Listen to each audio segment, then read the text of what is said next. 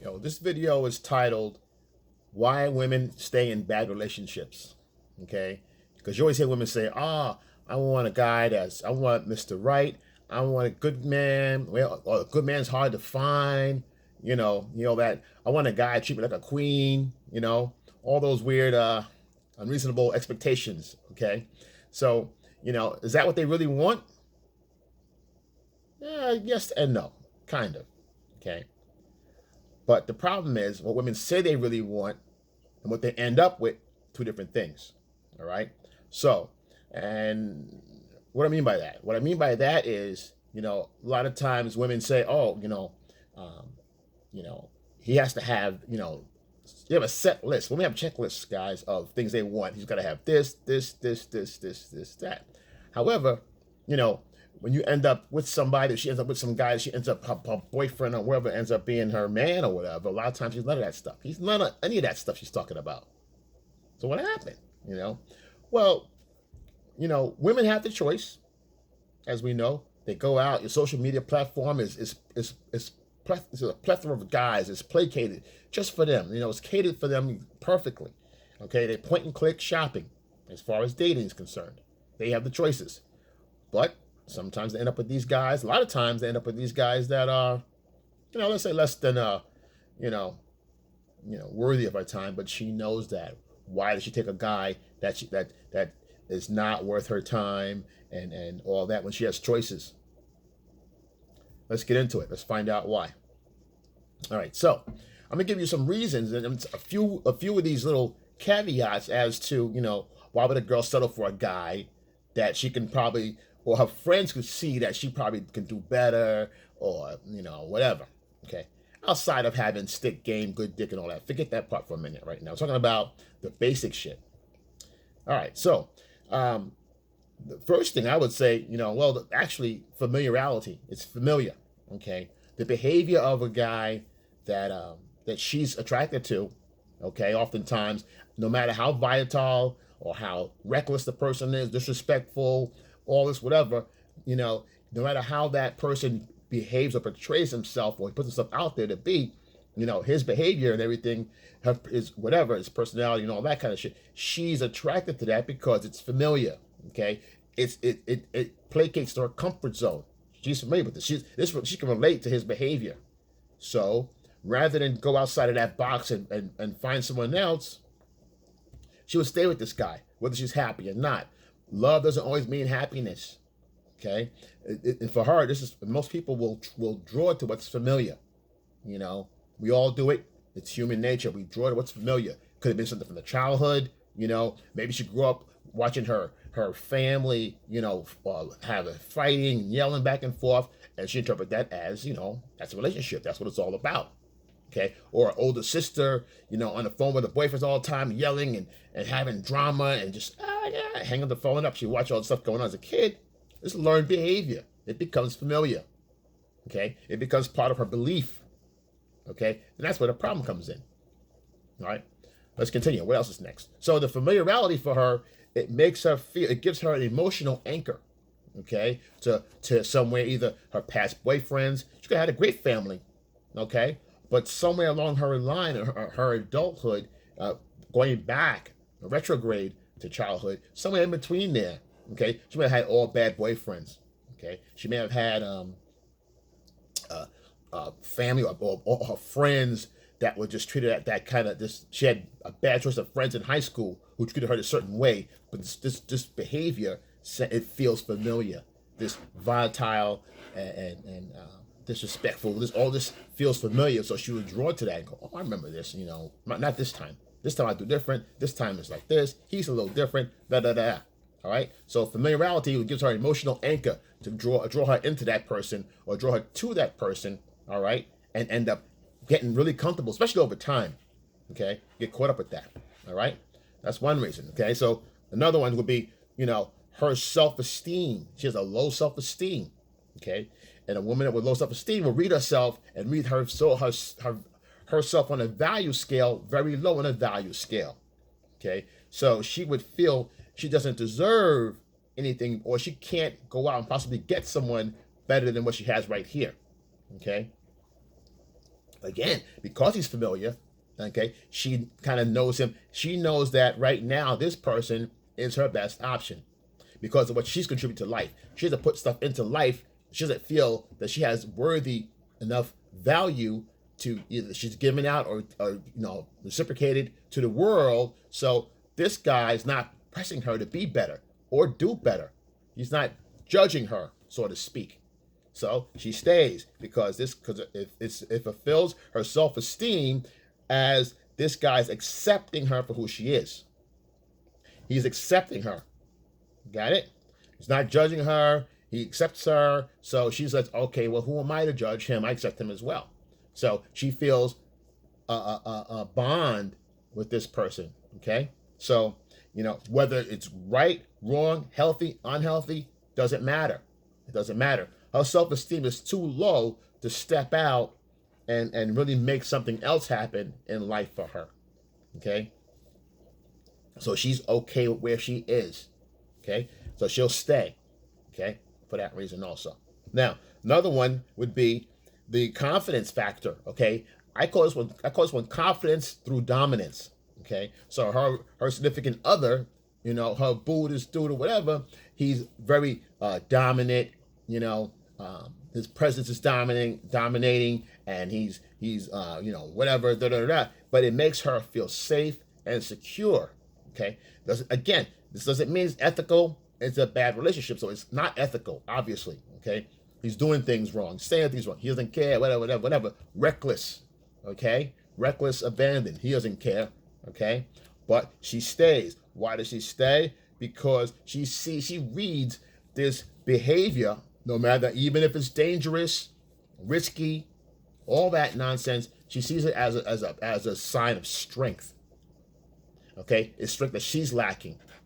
Okay, she kind of rides the coattails of this. Wherever this roller coaster goes, she rides that, kind of like a Bonnie or Clyde kind of thing, or someone that's going to actually, she's vicariously living her confidence.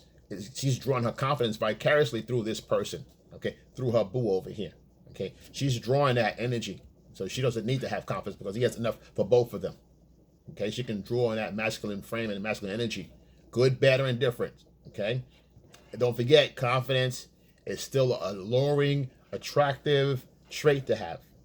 It doesn't matter good or bad. It's got nothing to do with that. It's confidence. Okay, that's what makes it so dangerous, especially for a woman with a guy that's has no filter. Okay. And some girls, you hear them brag about it. Oh, he's got no filter. He's this, he's that. He's crazy, girl. Da, da, da, da, da. And the girls are like this. Her friends are like, okay, you going to leave him or what? She ain't going nowhere, But the fact of the matter is, this is what she's drawn to. She's not going anywhere. Okay? And this is someone with low self-esteem and had nothing to go for herself. This is the woman that stays in a long-term relationship. That's not healthy. Okay? That's what this is. Okay? And the next one would be, the codependency is what she has a codependency for someone like this. She feels deep down that, hey, I can help him.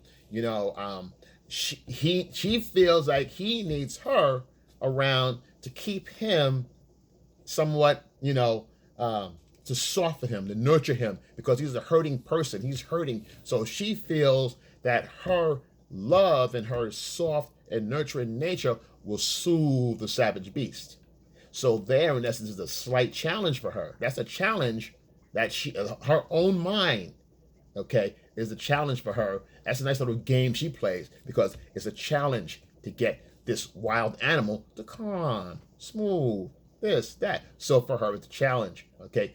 Although she needs that strength from him, and what's really going on is that she is needy, okay? Even if, this is how, him talking back to her, him yelling at her for no reason, and saying things, what'd you do that for? They go out for dinner or whatever, and she says something to somebody, meets a friend or something on the way, hey girl, what's up, da-da-da-da, oh, we're going to dinner, da-da-da-da, da-da-da.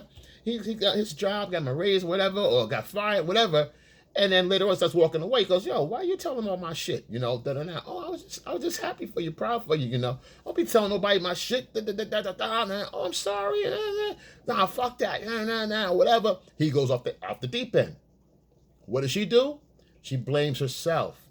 Okay? She blames herself. So I should not have provoked him. Oh my goodness, why did I do that? I made him, you know, why did I make him upset? We're having a good time. Oh, I'm always doing this to him. I got to stop hurting him like this. I'm part of the problem. Blah, blah, blah.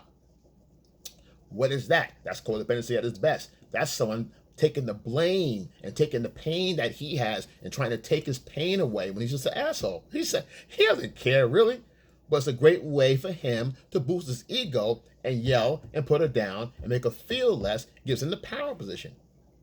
She fuels that by apologizing. She feeds that ego, apologizing, blaming herself. I screwed up. Oh my goodness, I'm the worst person, which lowers her value, lowers her on the value scale personally for her. As the value is lower again, there I go again. That's why I can't never have nobody good, or he's so good to me. She turns that shit around and goes, no, wait a minute. I got him. He appreciates me. He's so good to me. This is how abusers are born in a relationship. All right? This is because first it's yelling, then it's bad behavior, then it's kicking. You know, think about a little kid that has his video games taken away for a week because he did something wrong. And his parents take the video game away and he starts getting mad, kicking walls and running around and tell him to go to his room. And he's mad, he's yelling. So again, this is familiar. Somewhere maybe her family, you know, her little brother, somebody, or, you know, whatever, friends or her stories or somebody, they get mad, they wild out. She understands that. I get that. Or she's a teacher in school. There's little kids in school that behave this way when they don't get their way. They don't get lunchtime or snack time, or they get time out. So it's for her, it's familiar. Okay? Which is not healthy, because one day it's yelling and then it escalates. She's got to turn up a notch. Once she gets used to the yelling and all that, and after a couple of years, through more years or whatever, she goes, yeah, you're mad. I know. Next thing is going to come with the hands and the fists and the feet. With guys, never put your hands on women. Don't touch them. Don't argue with them. Look at my video. Never argue with women. Don't do it. It's not worth it. It's not worth it. No one's worth all that. Nobody. You know, first of all, you're losing your cool. You're showing your weakness. In essence, okay, she's rocking you off your fucking center. So don't do that. You know. But for this video, let's continue. She's allowing all this behavior. Okay, so she's actually creating the animal and the abuser in this relationship right here. She's facilitating that. Okay, so now next thing you know, she walked into a door. She fell down the stairs, all that nonsense. You know what I mean? So, you know, next one. That's a dangerous place to be. And if she's doing this, and you got a homegirl or somebody you're talking to and she's going through this shit, and she doesn't want it because she has a belief that's already built in now. Okay, with this person, she may need counseling. If she can't see it, most of them they can't see it. Okay, even in the hospital, they can't see it. They need counseling. Okay, you know. But anyway, next one, you know, is going to be, and a lot of times women don't leave because of guilt. The big G word, right? Guilty. They're guilty. They know that they've been less than faithful in the relationship. They've been less than faithful, and they know that, hey, you know, I got a side piece. I got a side dick going on. You know, this guy's doing this thing with me. He's really doing everything else. And maybe he's a male provider. Or maybe he's a regular dude, and she just like, you know, she's a piece of shit. Okay, she's a thought. She ain't shit. She ain't no fucking angel for sure. She ain't no fucking angel. She's a fucking piece. She knows she's a piece of shit. She knows it. She knows she's fucking up. You know, and why can't she leave? Because maybe the side dick dude already got something. He's already spoken for already. Probably laid the law down for, yo, we just this. We're keeping it there. I'm not comfortable with anything else other than that. I'm not trying to do anything more than that. And she'll have to comply. Again, she's still that same person. She's compliant. Got it? So, and the guilty one, she'll stay in there. She'll probably do extra shit. She'll be a little happy around the house. You go, why you so fucking happy? You always you extra. You had a good week, huh? She go, yeah, I had a good week. And you be like, that's good, man. You should have more weeks like that. You should do more stuff and have more weeks like that. She go, you're right. I sure should. So watch this shit. Watch the signs. Look at my sign on cheating and all the behaviors. All right. So that should line up something up for you. If you see that kind of shit, again, buyer beware. Note it. All right. So that guilty shit though, that goes a long way with her. You got to really check that out, because if all of a sudden you're not having a lot of sex or whatever, and your sex is lacking, and then next thing you know she's happy, and she's all jumping around and got all this extra energy and shit, extra nice, brought stuff in the store. Oh, I got you this, got you that. It's okay to be nice, but if it's more than usual, but you can feel a lot of times something's going on. You can feel it. Hey, shit is, but if she's fucking a piece of shit and she's not, she's got no integrity, she's disloyal, dishonest, she's gonna always be that way. She'll never have her shit right until she decides to change who she is, and you can't wait for that. But in this case, she's waiting for a dude, okay, that is it's a bad relationship. She's not happy, but she still hangs in there because it's her best option.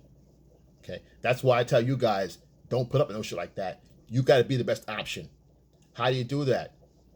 Stay on your mission, purpose in life. Stay focused. Okay, keep your priorities first. Your priorities come first. That's where the selfish part comes in. You got to be a little selfish. Your priorities come first, guys. I don't care how. I don't care what else is going on. Your priorities come first. Then it's her and it's everything else. Or if you have kids, it's priorities. Kids, family, cousins, okay? All that. Then girlfriend, okay? Priorities up here. This runs the whole machine right here. This runs the engine right here. Family. Got it? Boom, boom, boom. Oh, there she goes, right there. And then boom, okay? That's how it's got to be, period. So listen, I see a lot of people signing in, new people signing on. Hey, once you're on this family, on this channel, your family, once your family, you're welcome. Once you're welcome, I got you. Yo, Excel, live my best life. I hope you guys are too. Yo, Excel, and I'm out.